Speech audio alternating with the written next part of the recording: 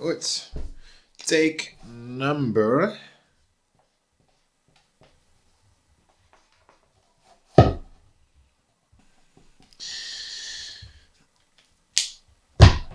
Okay. Not sure if you can read it, but this is take number 4 already. So let's just start with it and go. You guys don't know because I only bring out the good stuff outside on my YouTube channel. I am quite the perfectionist about it, but this is already my fourth take that I try to do on this video, because the first one I got issues with audio, the second one I got issues with my video, the third one I had issues with my lights, and then the fourth one, my mom. This video is one that I really want to share with the world, with everyone, because it is 5 tips, 5 writing tips that can make a difference, I believe, in anyone who tries to make writing their career. My camera, wait, hold on a second. Yeah, that's what I just did. YouTube stuff. These are 5 tips that I have learned and that my teacher Xavier from creative writing has pointed me out, which really gave me a beautiful insights of how people can become better at writing.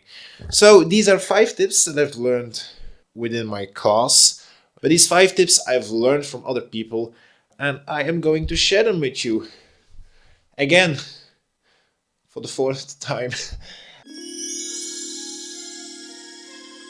The first one is a tip that you have heard within whatever medium, whatever skill that you're trying to make, and that it is that writing takes effort and an amount of consistency. And it's obvious, I know, if you don't put the effort in it, you won't get there. But I'm not talking only about writing on a daily aspect or on a weekly aspect, because it's just a fact. If you write only once in a month, then your graph is gonna look like this probably. If you write on a weekly or a daily basis, your graph is gonna look like this one probably. Which one do you prefer? I think we can all agree on that one. But we also have to look at it from a different perspective. It's not just only try to focus on writing something new, because there are days I try to write on a daily basis. It's still a work in progress to write really daily, but what I've learned to overcome the hurdle of doing it with pleasure is to try to put a focus in a writing session on one thing. And that's not necessarily putting something new on a blank page, but also on the texts and stories and chapters that you've written already, and put your focus in improving them. And you can focus on everything while you try to rewrite those, whether it is the language, if you spelling mistakes, whether trying to remove info dumps. If you every writing session you try to focus on one of these things and you only focus on them, your story will improve, your chapters will become better, and you will improve as a writer in its whole. So put in the effort, try to be consistent. I mean, there are a lot of checklists that you can find on the internet, so try to use them. It can really work. Try to use the building blocks and try to put the focus on it on each writing session that you make. If you do that, I forgot it, if you do it, you will notice the difference. It's something that my teacher said in Dutch, and I'm going to translate it as perfect as possible, but I'm not going to promise you will understand it. But it comes down to this: if you change only 5% of your text, of your story, it will have its influence over the 100%. 5% change can do a lot. That's something that my teacher Xavier told me, and it is honestly true. When I try to use this as a writing habit, I've noticed better pacing.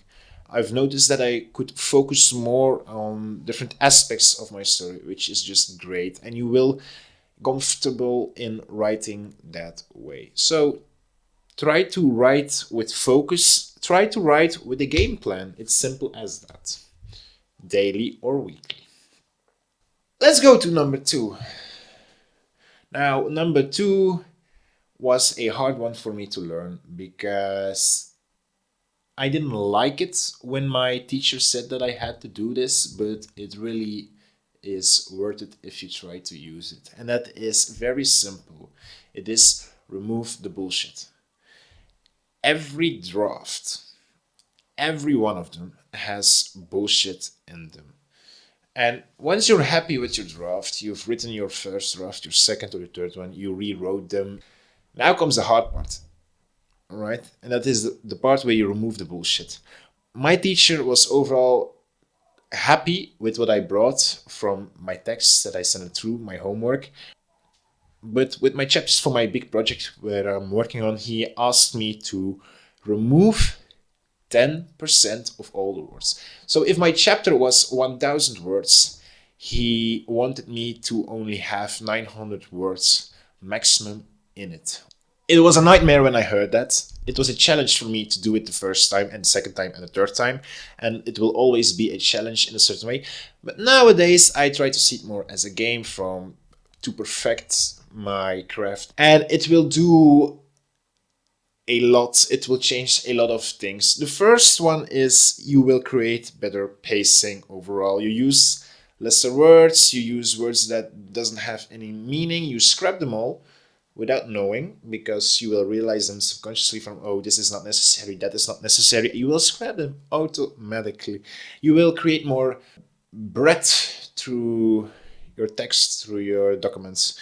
Another side of it is that you're gonna have to tell more with less words, which is challenging, but it is so rewarding to find out that you can write way better. It's a way of analyzing your own text, trying to figure out what can be written better, and thereby you will write in a better way. Another point that is really wonderful is that you're gonna kill the info dump that you have written. And everyone has info dump in their stories, whether it's romance, whether it's fiction, whether it's sci-fi. It doesn't matter. You have an info dump within it. So with this rule of the 10%, of removing 10%, it's not a happy chore for a lot of people. In the beginning, it asks for certain adjustments, but you have to ask yourself once you're finished with your first draft, is this necessary? And you're gonna look at a lot of different words, structures. You're gonna look at the adjectives. You're gonna look at the descriptions. You're gonna be able to show the emotions more with their response and behavior rather than you tell them how they are responding. Show don't tell is actually a big one of it, and you will practice it without even knowing. So you're welcome. Try to remove 10% of the crap that you have written, and your story will look way better. All right, the third one has a little bit of resemblances with the first one, but I put it in a different category, and that is check the boxes. If you try to sell your story to a publisher, on Amazon, whatever way you want to try to use, people expect a certain form of professionality. You can write in your onesie in your room with a hot cocoa besides you and writing your 10 words that day and 10 words the other day. They don't care, but the end result needs to be on a professional level. That way, I believe the best way to reach that way of professionalism is just checking boxes. Try to make a list of common mistakes that you know that you have. And every writer has that one thing that they are not good at, and that one thing where they are really good at. Apparently, my good strong suit is dialogue, which I don't necessarily have the feeling that it is, but a lot of people think it is. So I think I will agree with them. But my negative side is more my pacing, is that I want to go too fast. I have so much to tell, and I just tell a lot in one chapter, and sometimes people are like, oh, wait, we are still on the floor, but you are already on the roof.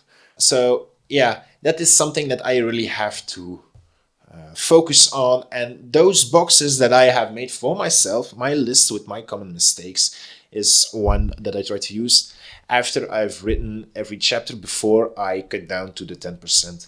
Obviously, try also to write for fun, right? Do not live only with those boxes. If you decide to ignore a box for artistic reasons because you think it will add more to your story or to the context, then do that. Writing will always remain subjective. There is no golden rule, but boxes, checklists can help prevent you from making the same mistake over and over again. A reader will read happily over one mistake, maybe even the second one.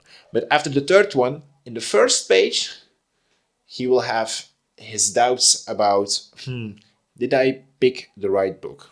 And the more specific you are about the mistakes or the issues that you run within, the better. The more focused that you will be in correcting these. And a mentor can be a great help for this. Now, thereby I fill in from my creative writing. The thing is, namely, from my sessions, we get homework sent at home. We write at home and we discuss once a week about our texts, what we think can be better, and then we have one mentor, Xavier, who points really the weaknesses and the strengths of our text to it, which can be very, very helpful. Now, I know not everyone is financially able to do this, but if you can just consider this, there are a lot of positives on it and not a lot of cons, mainly that it costs money, but otherwise I really enjoy my lessons with it, with finding like-minded people. An example that my teacher gave to me is I use way too much the same words on my text, or I use words that doesn't add anything specific to my text. White snow, for example. Snow is white. If my snow in my world was red, then it would be interesting to use red snow. But also, once that I've used it and that I explained to the reader why my red snow is red, and I said it started to snow, that would be great too. You see, so a teacher is very interesting in that side, and they bring aspects on that you never realized on, and that can be very interesting. Check your boxes. You have mistakes that you make on a daily, consistent basis, and by reading them, analyzing them, and finding them, and then removing them, you will become very much aware of them when you start to write a new draft of a new chapter. So you will improve and you will write better, smoother, and it's going to be way more fun to do this. It's one that I've found out by myself, and that is actually to keep reading.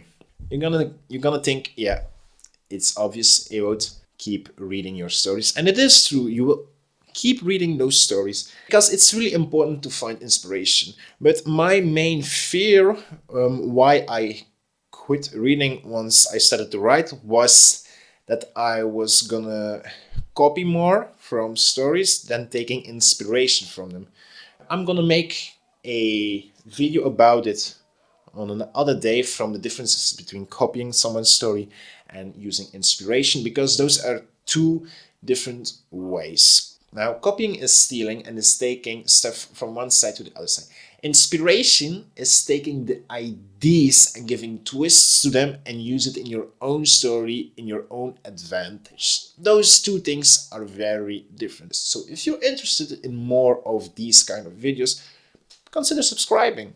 An other side of it is that you need to try to find something within the book that you're reading from what makes this reader so special.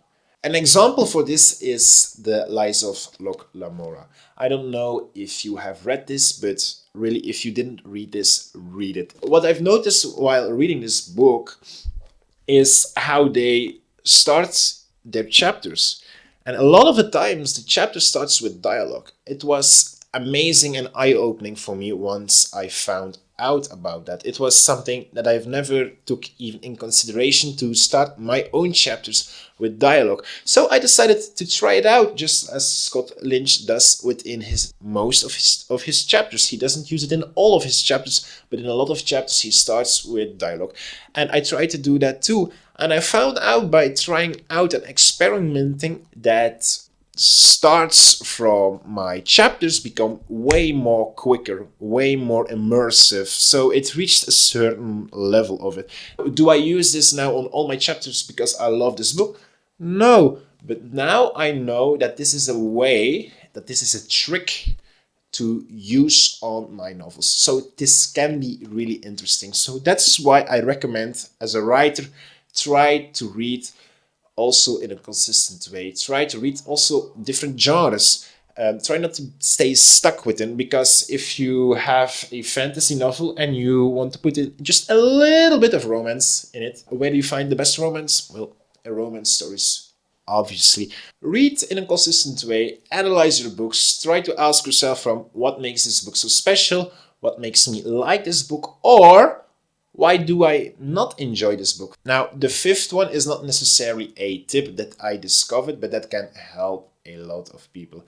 And that is, try to talk and discuss about stories with other people. I use stories for a reason, because these days not a lot of people read a lot anymore, but also discuss story in the form of film, TV shows, plays, musicals, games, even games. Games have stories too, have arcs, can be very interesting. Not only like-minded people. A lot of the people say from try to connect with like-minded people. That's certainly for the craft itself. But from learning and expanding your knowledge, I would suggest that you also try to take a look at not like-minded people. Force yourself to look outside your comfort zone. Reddit is the ideal example for that. You have a way of connecting with people throughout the entire world, and the discussions that you can find about movies, about books. Now, if you discuss with other people, I say discuss. Try not to kill each other off in chat or that stuff. Try to be respectful about different opinions. So, yeah. Those things are 5 things whereby I think you can improve as a writer. If you try to do these 5 things in a consistent way, you will improve, create, put in some effort, right? And try to be consistent in a way. The second one is remove the bullshit. 10% delete it. Put it in the garbage. You will not like it. It will be very useful. The third one, check the boxes. Make a checklist. Do it. Keep reading. Keep analyzing those books. And the fifth one, enjoy the talk with other people. Try to discuss with like-minded and not like-minded people about story in general. Now, the dog is barking outside. I hope my audio is not disrupted from that. If so, my apologies for that. My name is Ewout. I am a writer, trying to become an author, and hopefully, see you next time.